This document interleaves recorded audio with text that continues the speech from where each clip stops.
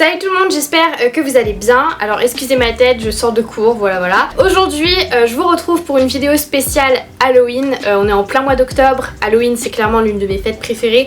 Du coup je me suis dit que j'allais vous faire un truc un peu différent de ce que je fais d'habitude pour cette année. J'ai décidé en gros de vous raconter quelques anecdotes paranormales qui me sont arrivées. Voilà, c'est pas des trucs de fou, j'ai vu personne revivre, j'ai pas vu de zombies, j'ai pas vu de fantômes en face de moi, etc. Mais il m'est arrivé quelques petits trucs que je pourrais qualifier de paranormal. Dans un premier temps, oui, je crois aux phénomènes paranormaux. Je viens d'une île où on est très, on est très superstitieux. Il y a beaucoup de légendes urbaines, beaucoup de mythes, beaucoup de contes, voilà, beaucoup de choses du genre qui m'ont toujours un peu effrayée quand j'étais petite, mais que j'adorais personnellement. Du coup, c'est vrai qu'en grandissant, j'avais toujours pas cette croyance, mais voilà, je me disais toujours, bah le paranormal ça existe. Et c'est vrai que j'ai eu plusieurs témoignages, mais ça se trouve c'est juste des faits scientifiques et que j'ai rien capté parce que je suis pas non plus une lumière. Mais j'espère que ces quelques petites anecdotes vont vous plaire. Un tuto make-up pour Halloween arrive aussi la semaine prochaine, donc dites-moi quelle sorte d'inspiration vous aimeriez voir sur ma chaîne pour les make-up. Je pense que j'ai tout dit.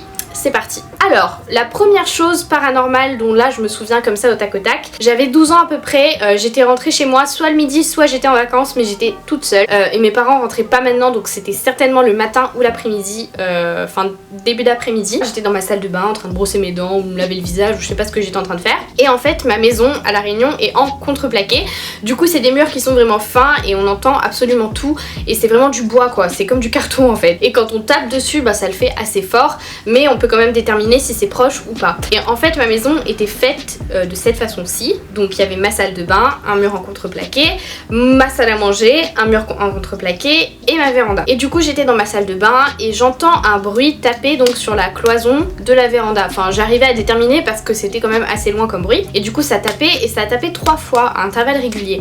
Mais franchement je me suis pas posé de questions, je me suis dit que c'était le vent, les feuilles, enfin voilà.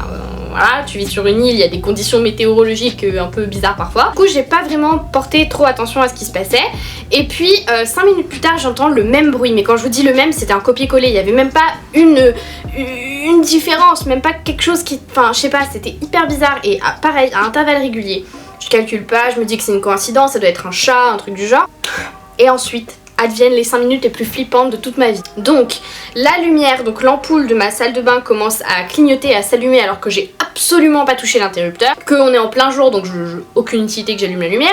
Donc voilà, je commence à me dire oh putain qu'est-ce qui se passe, j'étais comme ça. Et là le bruit se rapproche, mais cette fois-ci pas sur le contreplaqué donc de l'extérieur de ma maison en gros, mais juste à côté de moi et ça tape et ça tape et ça tape. Je vous jure que j'étais tétanisée, je pouvais absolument plus rien faire de mon corps, je pouvais plus réfléchir, je savais pas s'il fallait que j'appelle mes parents, je savais pas si c'était moi qui étais en train de me faire des films, j'arrivais plus à bouger. Je pense que pendant 5 minutes je suis restée agrippée au lavabo à me demander putain de bordel de merde, qu'est-ce que c'est? Et du coup après je me souviens plus trop de ce qui s'est passé, mais je crois juste que j'ai couru, enfin pas couru mais je suis partie dehors dès que j'ai repris un peu conscience et que les bruits se sont calmés. Je suis partie dehors et je suis pas rentrée chez moi pendant au moins 2 heures. J'ai attendu dans le jardin avec mes chiens, je suis pas rentrée dans ma maison pendant 2 heures. Juste repenser à l'état dans lequel j'étais quand c'était arrivé, je peux vous dire que j'étais vraiment pas sereine et je pense que ce genre de choses vous le sentez, enfin c'était hyper lourd comme ambiance. Vraiment d'habitude je suis pas quelqu'un qui a peur de rester seule, je suis toujours restée seule parce que bah voilà j'étais enfant unique. Vraiment rester seule ça me dérange pas, de pas avoir de bruit ça me dérange pas, je suis pas quelqu'un qui met de la musique de fond ou qui met la télé pour se sentir moins seule. Le silence ne me dérange absolument pas. Mais là le silence était d'une lourdeur, mais oh juste repenser à comment je me sentais à ce moment là ça me met mal, je vous jure. Je sais que c'est pas un truc de fou comparé à ce qu'on peut voir dans certaines storytime YouTube, mais franchement moi ça m'a suffi pour limite que je me chie dessus. Quand j'étais petite une fois je dormais avec mes parents. Alors, fun fact, j'ai dormi jusqu'à très tard avec mes parents, j'avais peur de dormir toute seule. Et vous allez peut-être comprendre pourquoi.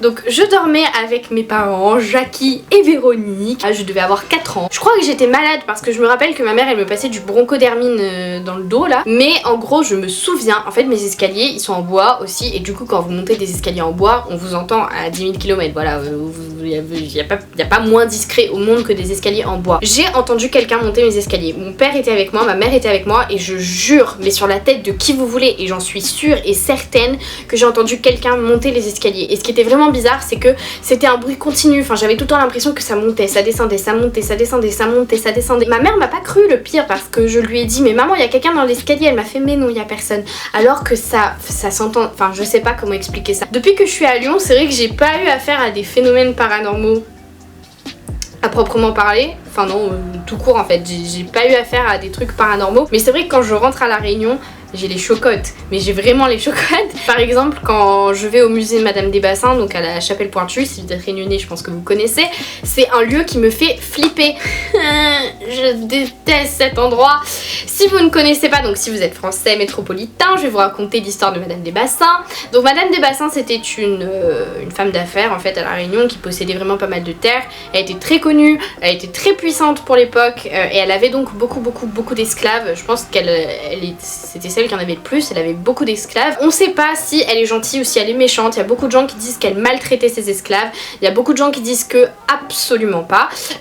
Qu'au contraire c'était une dame très gentille qui les baptisait, du coup qui avait une certaine affection pour ses esclaves. Et en gros ce qui s'est passé dans cette église c'est que en fait c'est une chapelle qu'elle avait construite pour ses esclaves et dans laquelle elle a été enterrée. Sauf que le jour de l'anniversaire de sa mort, je crois, je sais plus combien de temps après, mais des années après, il y a eu un cyclone, il y a pas très longtemps, enfin il y a quelques années, il y a 30 ans je crois, enfin j'ai pas envie de dire de conneries sur les dates, la foudre s'est abattue sur sa tombe.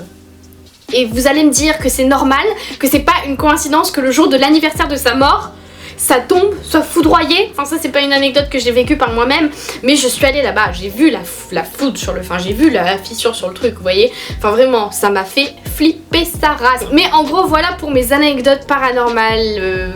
Voilà, cette vidéo j'ai l'impression que ça servait un petit peu à rien, je suis un peu partie dans tous les sens, mais j'avais envie de vous faire un truc un peu différent et blablater sur le paranormal et ce que moi j'avais pu vivre.